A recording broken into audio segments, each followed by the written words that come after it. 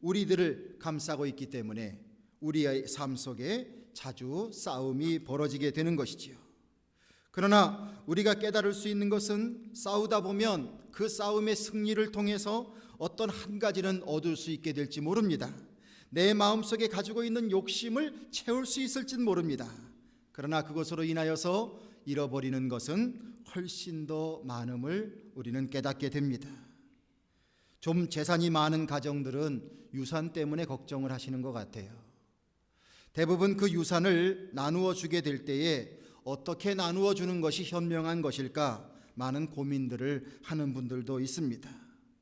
차라리 재산이 한 푼도 없다면 가난한 집에 효자 난다고 서로 형제들 가운데도 싸울 것도 없겠지만, 어느 정도 유산이 있게 되면 그 유산이 큰 유산일지라도 사람들은 서로 싸우게 되는 것을 볼 수가 있습니다. 우리가 자세히는 모르지만 삼성가에 일어나는 여러 가지 집안 싸움들 여러분들 기억하시지 않습니까? 결국 이것을 통해서 우리에게 찾아오는 것은 조금의 더 재물은 내게 손에 주어질지 모르겠지만 정말 세상에 누구와도 나눌 수 없는 형제지간, 어떤 혈연의 관계가 단절되어 그렇게 불쌍하게 살 수밖에 없는 그런 삶을 택하는 것도 많이 보게 됩니다. 오늘 말씀 속에서 너희 중에 싸움이 어디로, 다툼이 어디로 쫓아나느냐? 너희 지체 중에서 싸우는 정욕으로 쫓아나는 것이 아니냐? 너희가 욕심을 내어도 얻지 못하고 살인하며 시기하여도 능히 취하지 못하나니 너희가 다투고 싸우는도다. 이렇게 말씀해 주고 있습니다. 욕심 때문에 우리가 싸우고 있지만 결국 진정한 가치 있는 정말 밸류어블한 것은 우리가 싸움을 통해서는 절대로 얻을 수가 없다라는 것을 가르쳐주고 있습니다. 주님은 우리들에게 욕심을 부리며 싸우는 대신에 우리에게 필요한 것을 얻는 방법을 가르쳐주고 계십니다. 주님은 이렇게 말씀하십니다. 우리에게 필요한 것이 있으면 구하라 말씀하고 있습니다. 자, 누구에게 구하는 것입니까? 하나님께 구하라는 것입니다. 자, 구할 때 그냥 구할 수 있겠습니까? 하나님께서 그것을 주신다는 믿음이 있어야 우리가 구하게 되는 것이지요. 즉 우리들에게 믿음이 있음으로 말미암아 우리 삶에 정말 필요한 것을 주님 앞에 구하면 주께서 주시겠다고 약속하는 줄로 믿습니다. 여러분들 욕심 때문에 세상과 싸우지 마시고 여러분들에게 정말 필요한 것이 있다면 주님께 간구할 수 있는 믿음의 사람들이 되기를 간절히 바랍니다. 자녀에게 어떠한 필요한 것이 있습니다. 자신에게 극복할 수 없는 문제가 있을 때에 그 자녀가 부모에게 마음을 열어 함께 상의하고 기도의 요청을 하고 지혜를 구하고 때로는 부모가 가지고 있는 능력을 통해서 그 문제를 해결하려고 해야 되는 것이 정상이 아니겠습니까? 그런데 자신에게 많은 문제가 있는데 부모에게 그런 마음을 전혀 갖지 못하고 그런 태도를 갖지 못하고 스스로 고민하고 있는 그 자녀의 모습을 보게 될 때에 부모의 마음은 안타까기 짝이 없는 것입니다. 여러분들, 하나님은 우리의 하나님이십니다. 우리의 아버지십니다. 우리의 생명을 주관하시는 분이십니다. 우리의 모든 삶을 인도하시는 분이십니다. 우리에게 천국까지 예비하시면서 그 천국을 보장해 주시고 그 천국에 못 들어갈까 봐 당신의 독생자를 보내셔서 우리에게 의롭다 여겨주시는 하나님이십니다. 그러므로 이 하나님의 능력과 신실하심을 믿고 주님 앞에 열심히 구하는 우리가 되어야 될 줄로 믿습니다. 따라하십시오. 구하라 주실 것이요, 찾으라 찾을 것이요, 두드리라 열릴 것이니라. 할렐루야. 이것이 주님께서 우리에게 주신 말씀이에요. 그런데 우리가 이렇게 구할 때에 주님께서는 또한 말씀을 하십니다. 너희가 구하되 정욕을 위해서 쓰려고 구하지는 말아라 말씀하고 있습니다. 그런 마음으로 주님 앞에 구하게 된다면 주님께서는 그 응답은 들어주시지 않겠다고 약속하고 계십니다. 여러분, 만약에 우리가 어떤 잘못을 했습니다. 그런데 아무도 나를 꾸짖어주는 사람이 없습니다. 이거는 복이 아닙니다. 그거는 불행이요 저주입니다. 마찬가지로 우리가 구했는데 정욕을 위해서 구했는데 그것이 들어지게 된다면 이것도 복이 아니라 화가 되는 줄로 믿습니다. 왜냐하면 정욕을 위해서 쓰려고 우리가 구하게 될 때 그것이 내 손에 주어지게 되면 쾌락을 일삼게 됩니다. 당연히 하나님을 멀리하게 되겠죠. 죄를 짓는 것은 다반사일 것입니다. 그 가운데 주님과의 관계가 멀어지고 마치 이 땅에서 천년만년 살 것처럼 영원한 하나님 나라를 준비하는 사람은 도저히 될 수가 없을 것입니다. 우리의 속성 속에 자꾸 그렇게 되는 속성이 누구에게나 있습니다. 지혜로운 잠언서의 기자는 잠언 30장을 통해서 이렇게 고백합니다. 곧 허탄과 거짓말을 내게서 멀리하옵시며 나로 가난하게도 마옵시고 부하게도 마옵시고 오직 필요한 양식으로 내게 먹이시옵소서. 홍내가 배불러 하나님을 모른다. 여호와가 누구냐 할까 하오며 홍내가 가난하여 도적질하고 내 하나님의 이름을 욕되게 할까 두려워함이니이다. 여러분, 잠언 기자가 이 잠언을 통해서 하나님께 신앙을 고백한 사람이 우리보다 못하기 때문에 이런 표현을 쓰겠습니까? 그런 것이 아닙니다. 우리에게도 다 그런 속성이 있다는 말이지요. 우리가 정욕을 위해서 구하는 재물, 내게 주어진 재물, 그것은 나에게 복이 되지 아니하고 오히려 화가 된다고 하는 것을 옛날 분이셨지만 너무나도 잘 알고 있었습니다. 그래서 하나님 앞에 이런 기도의 제목을 주님 앞에 드리고 있습니다. 여러분들, 우리가 주님 앞에 구해야 될 것은 지나친 재물이 아니요 나의 욕심을 따라 구하는 것이 아니라 지혜로운 삶을 택하기를 간구해야 되겠고, 어떤 모습으로든 주님께서 나에게 형통의 은혜를 베푸셔서 주님의 나라와 주님의 의의를 이루는 삶에 조금이라도 일조할 수 있는 인생이 되게 주시옵소서. 이렇게 기도할 수 있는, 이렇게 간구할 수 있는 우리의 삶이 되어야 될 줄로 믿습니다. 주님께서 분명히 말씀하셨습니다. 너희는 먼저 그 나라와 그 의를 구하라. 그리하면 모든 것을 더하시리라. 만약에 우리가 기도하는데요, 여러분들, 하나님의 이 말씀을 생각해서 우리가 주님의 나라가 이루어지는 일을 위해서 열심히 기도합니다. 주님의 몸된 교회의 여러 가지 상황을 놓고 열심히 기도합니다. 성도님들 한 사람 한 사람, 그 한 사람의 아픈 것이 곧 내가 아픈 것이라는 마음을 갖고 있습니다. 그래서 열심히 그들을 위해서 중보기도 합니다. 그리고 정작 시간이 없어서 자신을 위한 기도는 못 드렸어요. 그러나 내게도 필요한 부분이 있습니다. 자, 그러면 우리 하나님께서 나의 그런 속사정을 아실까요? 모르실까요? 아시죠? 내가 그것을 간구하지 않았다고 해서 하나님께서 안 들어주실까요? 제가 생각하는 믿음은 분명히 주님께서는 들어주신다고 믿습니다. 내가 하나님의 나라와 그 일을 위하여서 열심히 간구하고 기도하고 그 일을 위하여 관심을 갖고 그렇게 사는 것만으로도 주님께서는 나에게 필요한 것을 은혜를 베푸셔서 형통의 은혜로 적절하게 주님께서 형통의 은혜를 베풀어 주시는 줄로 믿습니다. 이게 신앙 아니겠습니까? 그런데 사람들의 성정은 어떤 것입니까? 다른 사람들은 다 제껴놓습니다. 그리고 나에게 필요한 것만을 간구하는 속성들이 우리에게 있죠. 내가 중요하다는 거예요. 그러면서 그것을 달라고 그렇게 간구하고 있습니다. 그러나 주님께서는 그것이 진정한 믿음의 사람의 길이 아님을 가르쳐주고 계십니다. 우리 예수님이 이 땅에 오셔서 기도하고 계십니다. 그리고 주님의 사명을 감당하고 계셨습니다. 예수님 어떤 모습으로 봐도 그 귀한 분을 섬기고 받들어 드리고 그리고 잘 존대해도 정말 우리가 다 할 수 없는 그런 분을 세상은 어떻게 했습니까?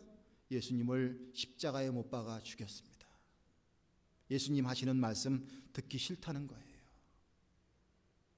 예수님 주신 말씀으로 변화되기 싫다는 거예요. 왜 내가 감추고 싶은 것을 당신은 그렇게 다 잘 알고 있냐 이겁니다. 그 입을 막아버리고 싶다는 거예요. 그렇게 모멸차게 예수님을 박해했습니다. 그럼에도 불구하고 예수님은 십자가에 달리실 때까지 끝까지 하나님의 나라와 그 일을 이루고 또한 이 세상의 백성들을 구원하는 일을 위하여 조금도 그 자세를 흐트러뜨리지 않으셨습니다. 우리는 부활의 믿음을 갖고 있습니다. 하나님께서는 십자가에 달려 돌아가신 예수님을 그대로 내버려 두지 아니하시고 죽음의 문턱을 넘게 하셨습니다. 부활의 첫 열매가 되게 하셨습니다. 그리고 주님의 말씀을 통하여 분명히 말씀하고 계십니다. 모든 이름 위에 뛰어난 이름으로 주님을 세우셨다고 말씀하고 있습니다. 할렐루야. 먼저 그 나라와 그 일을 구하라.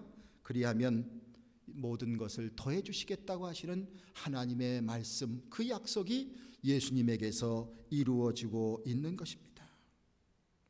예수님이 택한 길은 겸손하고 낮아지는 길이었는데 주님께서 예수님을 영화롭게 만들어 주셨습니다. 그 예수님의 모습이 바로 우리들에게, 우리 믿는 자들에게 아름다운 모범이 되는 것입니다. 4절 5절 말씀 속에 누구든지 세상과 벗이 되고자 하는 자는 스스로 하나님과 원수되게 하는 것이니라.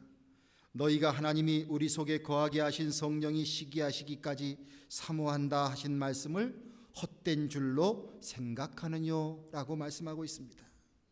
주님은 분명히 말씀하십니다. 이 세상과 친구를 하지 말래요. 하나님은 정말 우리를 사랑하시는데 성령께서, 성부, 성자, 성령 삼위일체 아닙니까? 그런데 그 성령께서 시기하실 정도까지 하나님이 우리를 사랑하신다, 이렇게 말씀하고 계십니다. 사람을 세상에 지으실 때에 하나님은 그 사람들과 사랑을 나누시기 위해서 지으셨습니다. 그리고 우리들에게 끊임없이 사랑을 베풀어 주십니다. 그 사랑의 증거가 바로 예수님을 우리들에게 보내어 주셨다는 것입니다. 우리가 주님을 사랑하는 것은 마땅히 사랑받는 자들로서 해야 될 일이지요. 어떻게 하면 하나님을 사랑할 수 있습니까? 하나님을 사랑한다면 하나님 주신 말씀에 순종하며 살면 되는 것입니다.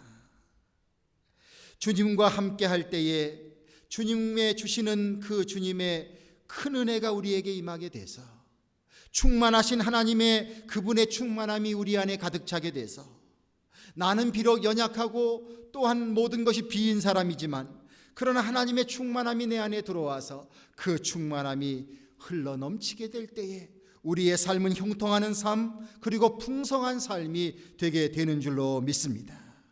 제가 좋아하는 표현이 있습니다. 시냇가에 심은 나무가 희절을 쫓아 과실을 맺는 것처럼 우리가 주님을 만나서 주님 안에서 믿음 생활하고 그 안에서 의미 있는 삶을 추구해 나갈 때에 우리가 아둥바둥 살지 않더라고 할지라도 하나님은 우리에게 역사하셔서 의인의 길을 열어주시고 형통하게 하여 주시고 우리를 통하여 선한 길을 베풀어 주시고 우리를 통하여 풍성함이 드러나게 하여 주시고 우리를 통하여서 더욱더 복된 가문이 되게 하여 주시고 아름다움이 나타나게 해주시고 평화가 있게 하여 주시고 행복이 있게 하여 주시고, 여러분들 예수님 믿으면서 이런 꿈들을 여러분들과 여러분들의 삶 속에, 여러분들의 가정과 자녀의 삶 속에 꿈꾸게 되시기를 주님의 이름으로 축원을 드립니다. 우리 하나님은 능히 우리의 삶을 그렇게 만들어 주실 수 있는 분이십니다. 그러기에 세상과 짝하지 말아야 할 것입니다. 세상과 친구하는 이유가 무엇입니까? 세상을 통해서 연락으로 내 마음을 채우기 위해서입니다. 진리를 발견 못하니까 영적인 존재인 우리들은 진리를 발견하지 못하면 항상 갈급하게 돼 있어요. 물질의 채움으로 여러분들의 모든 만족이 이루어지는 경우가 있습니까? 한 사람도 그런 사람은 없습니다. 왜냐하면 우리는 영적인 존재이기 때문입니다. 하나님이 내 안에 들어오셔서 나를 채워주시지 아니하시면 우리의 이 갈급함은 도저히 해결될 수가 없습니다.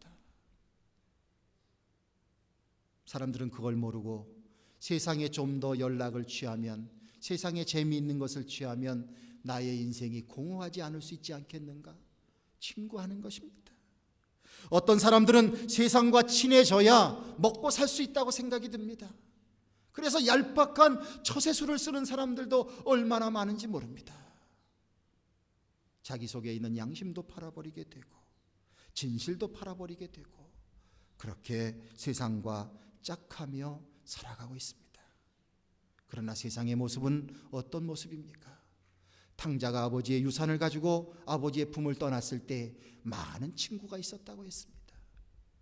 왜? 그에게 빼먹을 수 있는 돈이 있었기 때문에. 그러나 그것이 다 떨어지고 나니까 아무도 그를 돌봐주지 않습니다. 돼지우리에 가서 그 돼지를 돌보면서 돼지가 먹는 음식을 같이 먹어야 되는 신세로 전락이 되는 것입니다.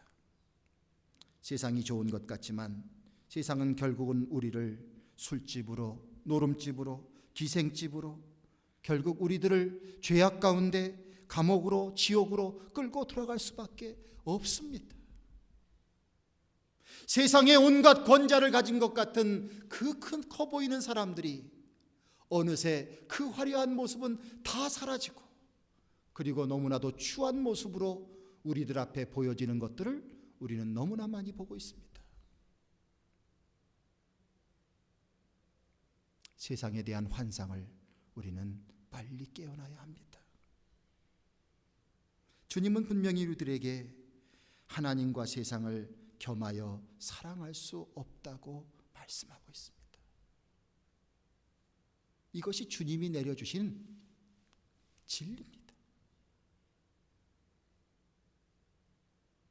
사랑하시는 성도 여러분, 나를 진정으로 사랑하시고 날 구원해 주시는 주님을 붙잡으시기를 주님의 이름으로 축원을 드립니다. 이 세상의 친구들 나를 버려도 날 사랑하시는 이 예수뿐일 때 예수 내 친구 날 버리지 않네. 온 천지는 변해도 날 버리지 않네.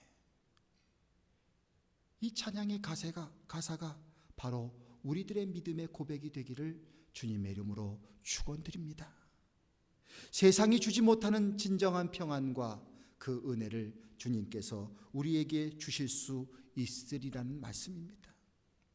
6절과 10절을 보면 하나님이 교만한 자를 물리치시고 겸손한 자에게 은혜를 주신다 하였느니라. 그런즉 너희는 하나님께 순복할지어다. 주 앞에서 낮추라. 그리하면 주께서 너희를 높이시리라 라고 말씀하고 있습니다.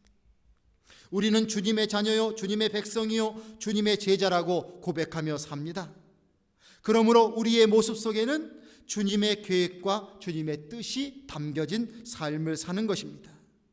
이것을 이루기 위해서는 절대로 교만과 함께 더불어 갈 수는 없다는 것이지요. 하나님은 교만한 자를 물리치시고 겸손한 자에게 은혜를 주신다는 사실을 기억해야 할 것입니다.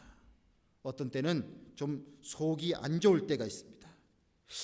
학교 다닐 때 제가 나보다 별 볼 일이 없었던 앤데 지금 보니까 더 나아 보이는 것이 있거든요. 그러니까 속이 자꾸 뒤틀려요. 저 사람이 사회에서도 언제 봤을 때는 나보다 못한 사람이었는데 지금 보니까 나보다 훨씬 나은 사람 같아 보여요. 속이 뒤틀립니다. 뭐 신앙적으로도 마찬가지지요. 저 사람은 나보다 늦게 믿음 생활한 사람인데 나중에 보니까 무슨 은사를 받은 것 같기도 하고 또 더 이렇게 많이 쓰임을 받는 사람 같기도 하고 속이 뒤틀립니다. 자, 그런데 여러분들 우리가 이런 것을 생각해야 합니다. 하나님께서 가지고 계신 하나님의 원리는 교만한 자를 물리치시고 겸손한 자에게 은혜를 주신다라고 하는 그 하나님의 방법을 우리의 삶 속에 실제로 적용하고 계시다는 사실입니다. 난 튼튼해, 난 잘났어, 나는 하나님이 없어도 돼, 그렇게 사는 사람은 한때에는 자기가 훌륭한 것 같지만 그러나 그 모양 그 모습대로 거기에 있게 됩니다. 아니, 그것이 자기의 족쇄가 돼서 결국은 자기 무덤을 자기 스스로가 팔 수밖에 없게 됩니다. 그런데 연약한 자에게는 하나님을 붙잡게 되고 하나님의 능력을 통해서 하나하나 변화되어 나가는 놀라운 변화가 있게 됩니다. 성경을 통해서 우리가 너무나도 잘 아는 다윗, 8 형제 중에 막내였습니다. 아무도 그를 거들떠 보지 아니하고 외모도 딸리는 사람이었습니다. 그러나 그 속에는 그래서 더 그랬는지 모르겠지만 하나님을 의지하며 하나님 앞에 늘 겸손하고자 하는 마음이 있었습니다. 그것이 다윗을 하나님께서 쓰시는 귀한 하나님의 사람으로 그렇게 세우시는 과정을 우리가 듣고 또 듣고 있습니다. 언제든지 여러분들 우리 안에서 하나님께서 주신 이 귀한 말씀을 마음속에 새기고 살아갈 때 예수님께서 겸손을 택하셔서 하나님의 의의를 이루셨듯이 우리들도 그렇게 살아간다면 하나님께서 축복해 주시리라고 믿으시기를 간절히 축원드립니다. 혹시라도 나의 인생은 왜 이렇게 꼬일까? 나는 왜 이렇게 십자가 많을까? 왜 다른 사람들은 다 나를 괴롭힐까? 아유, 내 팔자야, 내가 못 살아. 이런 마음을 가지고 원망하면서 사시는 분이 계실지 모릅니다. 신세한탄을 하시는 분이 계실지 모릅니다. 그런데 여러분들, 우리들에게는 믿음이 있지 않습니까? 그러므로 그 믿음으로 우리 자신을 돌아봐야 합니다. 혹시 내게는 하나님이 필요 없다고 생각하는 마음이 있지는 않은가? 혹시 내게는 나 자신을 더 신뢰하는 내 자신의 신뢰로 가득 차 있지는 않는가? 혹시 내게는 다른 사람들은 나보다 못하다고 생각하는 그 업신여김이 있지 않은가? 혹시 내게는 하나님의 말씀을 무시해도 된다고 하는 그 영적인 교만함이 있지 않은가? 하나님은 우리를 사랑하십니다. 그러기에 우리가 이런 잘못된 생각을 갖고 있다면 하나님은 우리의 삶에 누구를 통해서든지 어떤 상황을 통해서든지 때로는 고통을 허락하실 수도 있습니다. 그래서 우리로 하여금 깨닫게 하시고 다시 한번 우리 자신들의 본분을 밝히 알게 하셔서 그 가운데 하나님의 자녀로 거듭나기를 주님은 원하시는 줄로 믿습니다. 오늘 말씀 속에 겸손한 자가 되기 위하여 우리가 실천해야 될 것 몇 가지를 가르쳐주고 계십니다. 먼저는 우리에게 손을 깨끗이 하라고 주님께서 가르쳐주고 계십니다. 불의한 일을 버리고 그리고 손을 깨끗이 하라고 가르쳐 주셨어요. 하나님을 믿는 사람은 하나님께서 의로우신 분이기에 최선을 다해서 우리가 불의한 일과 짝을 하는 일을 버려야 합니다. 주님이 그것을 원하십니다. 많은 삶의 도전 과제가 있으실 것입니다. 때로는 불의한 일을 저지르게 되면 당장 내게 득이 되는 경우가 많이 있거든요. 그러나 이것이 우리가 추구해야 할 믿음의 과제라는 것을 꼭 기억하시길 바랍니다.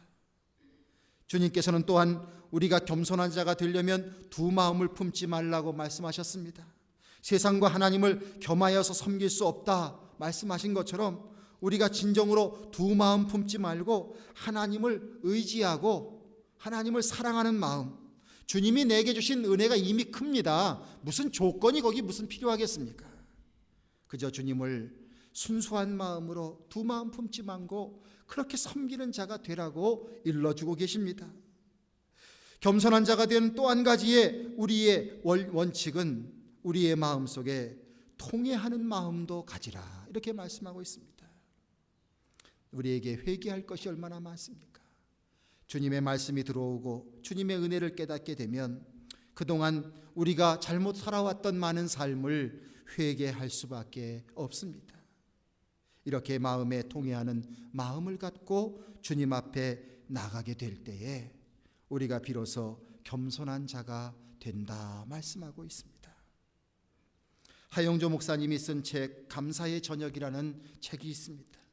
그 책에 이런 글이 있습니다. 오늘은 무엇을 포기하셨습니까? 한 알의 밀알이 땅에 떨어지는 것은 죽음을 의미합니다. 내 생각, 내 사상이 죽는 것입니다. 자존심을 포기하는 것입니다. 희생한다는 뜻입니다. 자기를 부인하고 자기의 십자가를 지고 묵묵히 가는 것, 그것이 밀알의 삶입니다.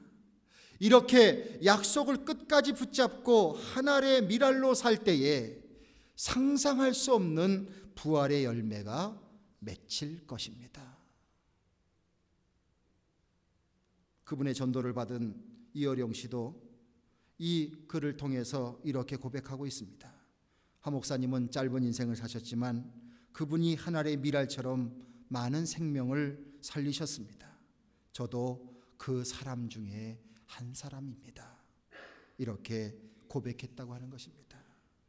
여러분들, 하나님이 인정한 성공이 진정한 성공이요, 하나님이 주시는 복이 참 복인 줄로 믿습니다.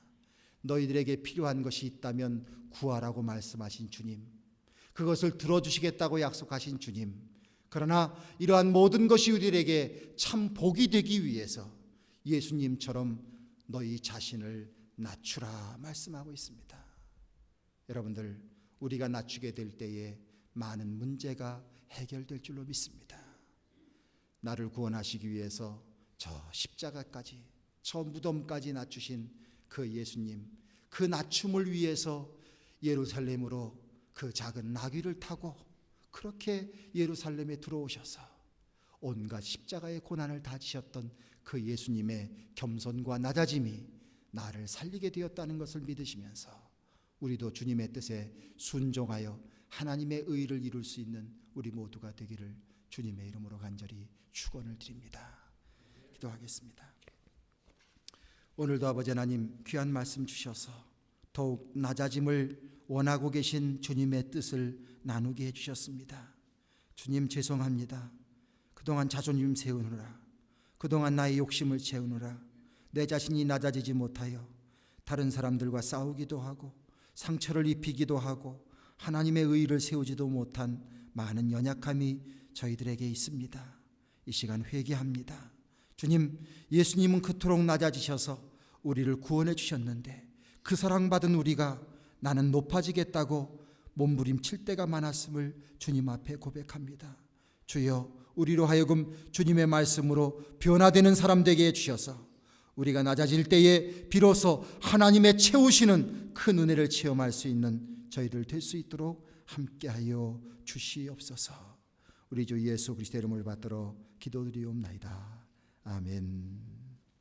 하영조 목사님이 쓴 책 감사의 저녁이라는 책이 있습니다. 그 책에 이런 글이 있습니다. 오늘은 무엇을 포기하셨습니까? 한 알의 밀알이 땅에 떨어지는 것은 죽음을 의미합니다.